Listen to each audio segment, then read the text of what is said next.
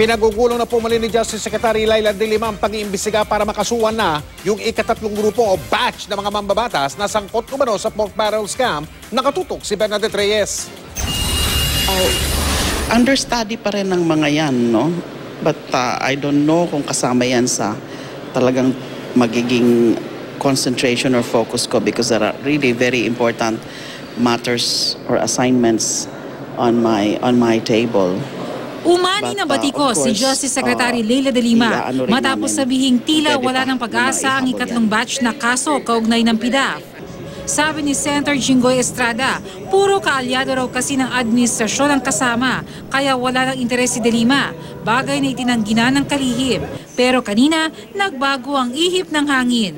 Pinamamadali bigla ni de Lima ang pag-iimbestiga sa third batch ng PDAF case. I'm actually meeting with Yusek JJ this afternoon, and I will ask him to give me already a final recommendation with respect to the third batch, lalo na dun sa mga pinapa-review in terms nga of yung mga fake signatures. Dati nang sinabi ni de Lima na isa sa mga iniimbestigahan si TESDA Secretary General Joey Villanueva na mula sa Liberal Party. Di raw kasi nagtutugma ang mga lagda na tila pineki rin.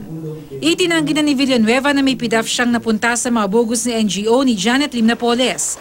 Bukod kay Villanueva, nabanggit din noon ang pangalan ni Senador Gringo Honasan at dating Customs Chief Rufy Biazon na pareho nang itinanggi noon ang mga akusasyon. Sa bail hearing naman ni Governor Rizalina Lanete kanina, isa sa mga akusado sa kasong plunder kaugnay ng PDAF scam.